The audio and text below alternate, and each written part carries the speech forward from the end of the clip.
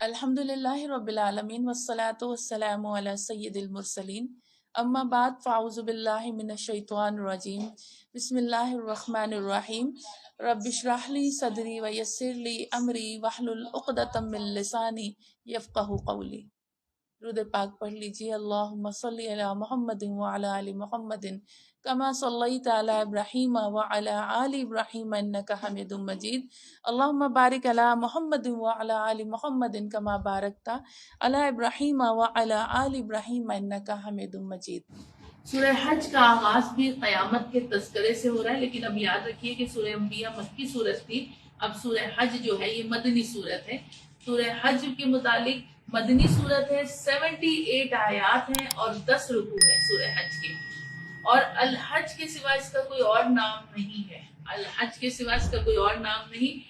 جمہور کے قول کے مطابق اس سورہ میں بعض آیات مکی ہیں اور بعض مدنی، اور یہ آیات ایک دوسرے سے خلط ملط ہیں، یعنی مکس ہیں، اس کو نشاندہی نہیں ہو سکتی کہ کون سی مکی ہے اور کون سی مدنی ہے۔ ہاں لیکن یہ ہے کہ جو مکی آیت ہے وہ مکے کے آخری دور کی آیات ہیں، آخری دور کی آیات ہیں، اور جو مدنی آیت ہے وہ ہجرت کے ابتدائی دور کی آیات ہیں۔ یہ اس کا ذکر آیا ہے۔ ہم دیکھتے ہیں اس کی سورہ حج کی جو آغاز ہو رہا ہے وہ بھی قیامت کے ذکر سے ہو رہا ہے اور لوگوں سے اللہ کا مخاطبہ ہے۔ قیامت کے ذکر سے کیا، یا ایھا الناس اتقوا ربکم ان زلزلۃ الساعۃ شیء عظیم۔ اے لوگو، اب یہاں اللہ یہ نہیں فرما رہا یا ایھا الذین آمنوا، یہ نہیں کہا جا رہا، تو یہاں کیا کہا جا رہا ہے، یا ایھا الناس، اے تمام لوگو، کیا ہے، ڈرو اپنے رب سے ڈرو، بے شک قیامت کا زلزلہ بہت بڑی چیز ہے، تم نے تمہارے اندازے نہیں، تم نے قیامت کے زلزلے کو سوچا بھی نہیں، جو اتنی ایک عظیم چیز ہے قیامت کا زلزلہ، تو تم کیا ہے، اتقوا ربکم، رب سے ڈرنا شروع کر دو، ڈرنے لگ جاؤ، یہ کہا جا رہا ہے۔ اور اسی دن اس کی شدت کی بات کی جا رہی ہے آیت نمبر 2 میں، کیا کہا جا رہا ہے، وہ دن جس دن تم دیکھ ہی لوگے کہ بھول جائے گی ہر دودھ پلانے والی جس کو دودھ پلانا ہوگا، اپنے دودھ پیتے بچے کو ہر دودھ پلانے والی ماں بھول جائے گی، اور ڈال دے گی ہر حاملہ اپنا حمل۔ اگر کوئی عورت حاملہ ہوگی، قیامت کے دن کے خوف سے اس کا حمل گر جائے گا یا حمل گرا دے گی، یعنی وہ اتنا خوفناک دن ہوگا۔ اور تم دیکھو گے کہ لوگوں کو کہ نشے کے مارے ہیں، یعنی لوگ تمہیں ایسا لگے گا جیسے نشے کی حالت میں ہیں، حالانکہ وہ نشے میں نہیں ہے۔ ہاں، اللہ کا عذاب سخت ہے۔ کیا کہا جا رہا ہے؟ اچھا، ایک بات یاد رکھیے، جیسے ہم نے پیچھے بھی پڑھا، ذکر بھی آیا کہ قیامت، قرب قیامت، کسی کی جو عمر ہوگی 40 برس، اس طرح ہم نے دیکھا حضرت نوح کے قوم پر جب عذاب آیا تو کوئی 40 سال سے کم عمر انسان نہیں تھا۔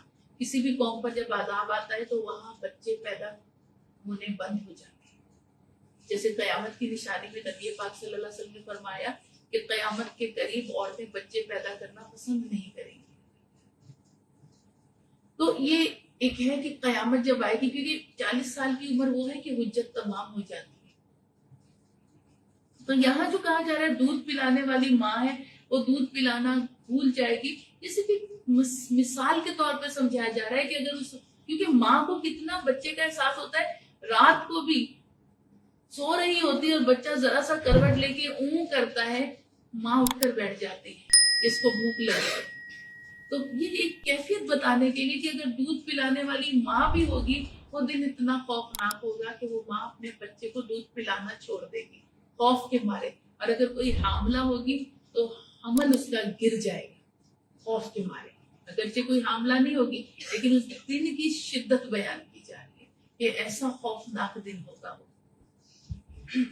اور لوگ نشے میں ہوں گے، نشے یعنی تمہیں لگے گا نشے میں نہیں، خوف سے دماغ چکڑے ہوئے ہوں گے، ارے اس دن کو جھٹلاتے رہے، اس دن کو جھٹلاتے رہے، نظر انداز کرتے رہے، خوف کے مارے دماغ معاف ہوئے ہوں گے، تو لگے گا کہ جیسے نشے میں۔ پھر آگے اللہ تعالیٰ فرماتا ہے کہ اللہ کا عذاب سخت ہے۔ یہی مضامین کنٹینیو ہوتے چلے جا رہے ہیں۔ ہم پہنچتے ہیں آیت نمبر 19 یعنی 19 اور 20 کی طرف.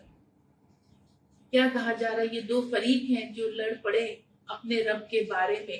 جنہوں نے کفر کیا تو ان کے لیے بنائے گئے، ان کو پہنائے جائیں گے آگ کے کپڑے اور بہایا جائے گا ان کی کھوپڑیوں پر کھولتا ہوا پانی. یعنی وہ کافر لوگ، وہ لوگ منافق جو جھگڑتے تھے اللہ کے معاملات میں، اللہ کے بارے میں، اللہ نے فرمایا جنہوں نے کفر کیا تو جہنم میں ان کو ملنے کیا والا ہے. کہا جا رہا ہے کہ ان کو آگ کے کپڑے. اچھا آج کے کپڑے کیسے؟ آج دیکھیے کپڑے میں ذرا سا بھی ریشم یا سلک ہو، سلک کا تار ہی ہو. ایک کہتے ہیں نا کپڑا بنتا ہے تانے بانے سے.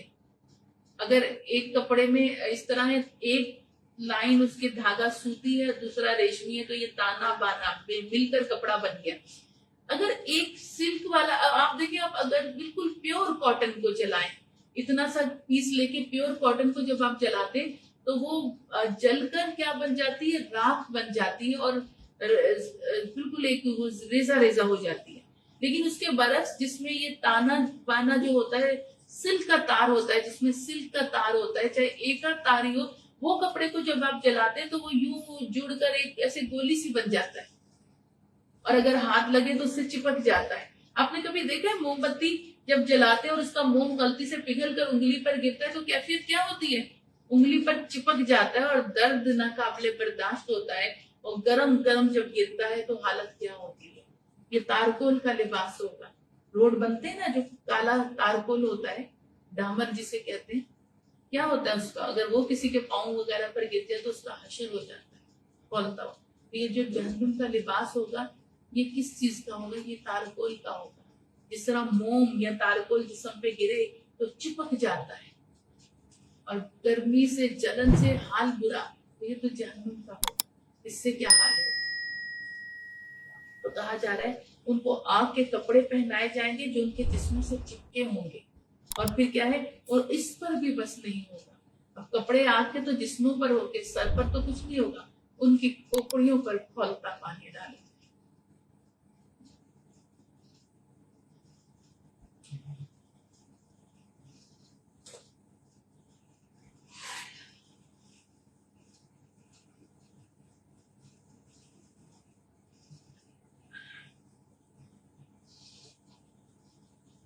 اور آگے کیفیت کیا ہوگی؟ دیکھیں آج اگر سر پر گرم پانی کبھی ہاتھ سے چھوٹ جائے، چائے کا کپ، گرم دودھ کا پیالہ ہاتھ سے چھوٹ جائے اور کسی کو نیچے بیٹھے ہوئے زمین پر بیٹھے ہوئے کے سر پر گر جائے، بال یا اس کی سر کی تھوڑی اسکن متاثر ہوگی، کچھ عرصے بعد مرہم لگانے سے وہ چیز ٹھیک ہو جائے.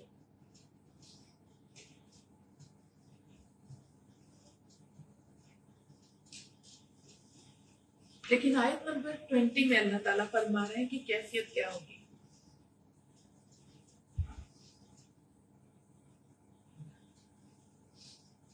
کہ گل جائے گا جس سے جو کچھ ان کے پیٹ میں ہے اور کھا. یعنی یہ پانی کھولتا ہوا کھوپڑیوں پہ، سروں پہ ڈالا جائے گا. اس کی حدت اور شدت اتنی ہوگی کہ پیٹ کے اندر جو کچھ ہوگا وہ سب جل جائے گا.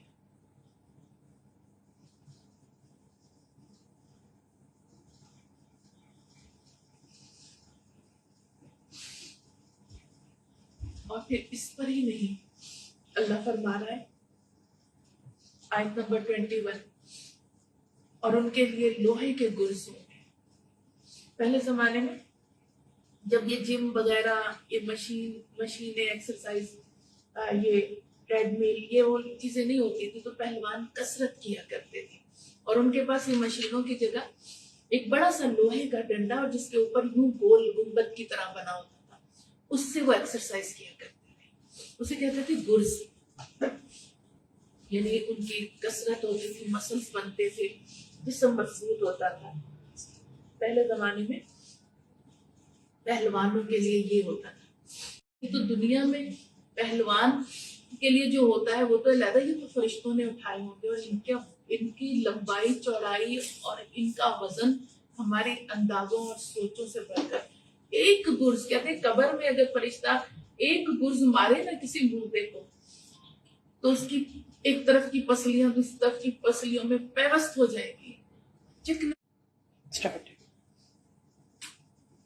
तो ये सब चीजों का जिक्र करके, क़यामत की हौलनाकियों का जिक्र करके, अब आयत नंबर 27 में क्या कहा जा रहा है, और ऐलान आम कर दो इंसानों में हज का, तो आएंगे तुम्हारे पास बाप्यादा और दौड़ वाली दुबली ऊंटनियों पर जो आया करती हैं दूर दराज से। अब क्या कहा जा रहा है, हज का ऐलान कर दो, हज का ऐलान कर दो कि क्या है कि ये आए, जो है तुम्हारे पास लोग जो है हज को आए पैदल, दौड़ वाली दुबली ऊंटनियों पर जो आया करती हैं। दुबली ऊंटनियां क्यों कहा, सफर की मुशक्कतों, दूर दूर से आने वाली ऊंटनियां जो कि दुबली हो गई होती हैं, तो कहा जा रहा आया करती हैं दूर दराज से।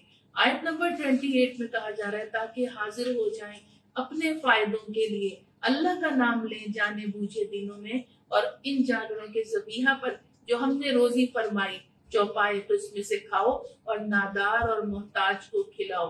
अब क्या कहा जा रहा है, ताकि हाजिर हो अपने फायदों के, अपने गुनाह बख्शवाए। कहते जब कोई हाजी हज से फारिग होता है तो इस तरह हो जाता है कोई आज माँ के पेट से पैदा हो। यही कहा जा रहा है कि अपने फायदों के लिए हाजिर हो जाएं और अल्लाह का नाम लें जाने बूझे दिनों में, अय्यामुल हज में अपने रब का जिक्र कसरत के साथ करें, और फिर उन जानवरों पर भी जो ज़बीहा के लिए लाए हों हज की कुर्बानी, उस पर भी अल्लाह का नाम लें। जो रोजी फरमाई हमने चौपाए, यानी ये खुद भी खाओ और उसमें नादार और मोहताज को भी खिलाओ, सबका हिस्सा है। फिर आयत नंबर 29, फिर दूर करें अपने जिस्मानी कीचड़ या मैल को और पूरी करें अपनी मन्नतें और तवाफ करें इस कदीम घर का। यानी फिर क्या है कि फिर दूर करें, जब अपने जिस्मानी कीचड़ या मैल को और पूरी करें अपनी अब हज की उससे एहराम की पाबंदियों से आजाद हो गए, तो अब क्या करना है, अपनी मन्नतें पूरी करें और तवाफ करें इस घर का, इस कदीम घर का। आयत नंबर 36 में अल्लाह फरमा रहा है, और डील डोल वाले जानवरों को हमने बना दिया तुम्हारे लिए अल्लाह की निशानियों से, तुम्हारी इनमें भलाई है तो अल्लाह का नाम लो उन पर, वो खड़े ही रहें, फिर जब गिर जाएं अपनी अपनी करवट तो खाओ उसे और खिलाओ बेसवाल मोहताज को और सवाली फकीर को, और इसी तरह काबू में कर दिया इन्हें कि तुम्हें तुम्हारे ये शुक्र गुजारो। देखिए यहाँ ये बड़ी कुर्बानियों में से खड़ी रहे, किसका जिक्र है, ऊंट। ऊंट को हम नहर करते हैं और इधर से नहर करने का जिक्र आ गया। ऊंट को बाज लोग ऊंट को लिटा कर जिबा करते हैं। सुन्नत तरीका क्या है, खड़े ऊंट को नहर करना, और ये सुन्नत तरीका ये क्योंकि कहते हैं कि ऊंट की जो गर्दन बड़ी लंबी होती है और इसमें क्या होता है, खून का दौरान बड़ा स्लो होता है। तो जब खड़े ऊंट को, अच्छा एक छुरी होती है जिससे जानवर को जिबा करते हैं, उसकी एक ही धार होती है। ऊंट के लिए 2 धारी खंजर होता है, उसको खड़े ऊंट को उसकी यहाँ लगाना होता है और फिर उसको थोड़ा सा रस्सियों से पकड़ा होता है, तो उसको थोड़ा चलाते हैं ताकि खून तेजी से बहना शुरू हो जाए। जब खून तेजी से बहना, जो जानवर को भी अजियत ना देने का हुक्म है, कम से कम अजियत पहुंचे उसको ज्यादा। हुक्म तो ये है एक जानवर के सामने दूसरे को ना जिबा करो। हजूर नबी पाक सल्लल्लाहु अलैहि वसल्लम एक मौके से एक जगह से गुजरे थे, देखा एक सहाबी जानवर के सामने छुरी तेज कर रहे हैं। आपने कहा ये तुम क्या कर रहे हो, तुम इसे साइड पर भी कर सकते थे। जानवरों को हद्दुल इम्कान तकलीफ से बचाना चाहिए, ये इस्लाम है। तो यही चीज कही कि उसको ऊंट को नहर करो, गिर जाए तो उसे खिलाओ, खुद भी खाओ, और बेसवाल मोहताज, यानी ऐसा मोहताज जो सवाल नहीं करता, तुम्हारे सामने हाथ नहीं फैलाता, और वो फकीर जो तुम्हारे सामने हाथ फैलाता है, सवाल करता है, दोनों को तो अल्लाह फरमा रहा है। और इसी तरह के काबू में कर दिया तुम्हारे इनको कि तुम अल्लाह के शुक्रगुजार बन जाओ। अल्लाह ने तुम्हें कितना आला मकाम अता फरमाया। अब आयत नंबर 37, आगे जिंदगी बखैर रही तो ईद कुर्बां भी आएगी और हम लोगों के लिए बड़ी दावत फिक्र है। 37 अल्लाह क्या फरमाता है, नहीं पहुंचता अल्लाह को उन सब का खून और गोश्त, ये अल्लाह को नहीं पहुंचता। तुम्हारा जानवर कितने मन का है, कितना बड़ा लाए हो, पूरे महल्ले से ज्यादा सेहतमंद और महंगा जानवर तुम्हारा है, अल्लाह को ये नहीं चाहिए। अल्लाह फरमा रहा है ना तुम्हारी कुर्बानी का गोश्त पहुंचता है, ना खून पहुंचता है, हाँ उस तक जो राह दी है उसको पहुंचता है क्या, तुम्हारा तकवा, तुम्हारी नीयत, ये पहुंचती है।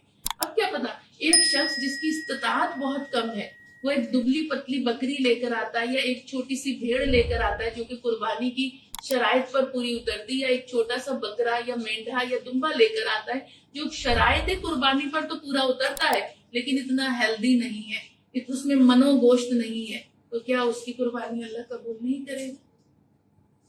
اللہ نیتوں کو دیکھتا ہے کہ یہ جو لے کر آیا ہے جانور اہل محلہ میں نمود و نمائش کرنے کے لیے لایا ہے یا میری رضا کے لیے محبت کے ساتھ لے کر آیا ہے۔ اللہ نیتوں کو جانتا ہے، تو یہی نیت کریں، نمائش کرنے کی نسبت جانوروں کو خوب۔ اب اچھا، یہاں انما الاعمال بالنیات ہے، ہم طرح کے جانور کو گھماتے ہیں، سیر کراتے ہیں، نیت ہے یا تو جانور کو خوش کرنے کے لیے، اس کے لیے ہم گھمارے تو ایک علیحدہ، لیکن ہم صرف یہ کہ پڑوسیوں کو، عزیز و اقربا رشتہ داروں کو دکھانے کے لیے فخر کے ساتھ گھما رہے ہیں، نیت کو خود اندازہ لگا لیں، نیت جیسی ہوگی ویسا ہی اس کا ہوگا۔ تو اللہ فرما رہا ہے کہ کیا ہے، اللہ کو تمہارا تقوی پہنچتا ہے، نہ گوشت نہ خون پہنچتا ہے، اور اسی تک جو راہ دی تمہیں اور خوشخبری دو تم احسان والوں کو۔ آیت نمبر 73 کی طرف اب چلیں گے ہم، باقی سارے مضامین وہی ہیں، اب آگے چلیں گے 73 کی طرف۔ اے لوگو، ایک مثال ہے، اسے سنو، بلا شبہ جن کو یہ پکارتے ہیں، یعنی جن بتوں کو یہ پکارتے ہیں، اللہ کے مقابل نہ پیدا کر سکیں گے وہ ایک بھی مکھی۔ یہ بت تو ایک مکھی کو تو ہم دیکھتے چاہتے مار دیں یا بھگا دیں، کیونکہ یہ نجاست گندگی میں بیٹھتی ہے اور آ کے پھر ہمارے کھانے میں بیٹھ جاتی ہے، تو ہم کہتے ہیں اس مکھی کو تو بھگا دیں یہاں سے۔ تو اللہ فرما رہا ہے مکھی جیسا ایک کیڑا جو کہ پسند نہیں ہے تمہیں، جو گندگی پر بیٹھتا ہے، یہ تمہارے بت مل کر بھی چاہیں تو ایک مکھی کو نہیں پیدا کر سکتے۔ تو کہا جا رہا ہے، اور اس کے لیے چاہے سب مل جائیں اور اگر چھین لے ان سے مکھی کچھ تو اس سے نہ لے سکیں گے، یعنی اگر وہ، اچھا مکھی کی عادت ہوتی ہے، مکھی جب آ کے آپ کے کھانے پہ بیٹھتی ہے تو وہ لازمن، وہ کیسے آپ کے نہیں تو بیٹھی اور چلے گی، اس نے کچھ کھایا نہیں آپ کو، وہ اپنے پروں اور اپنی پچھلی ٹانگوں پہ وہ کھانا لگا کے چوری کر کے آپ کا کھانا لے بھی جاتی ہے اور آپ کو پتہ ہی نہیں چلتا۔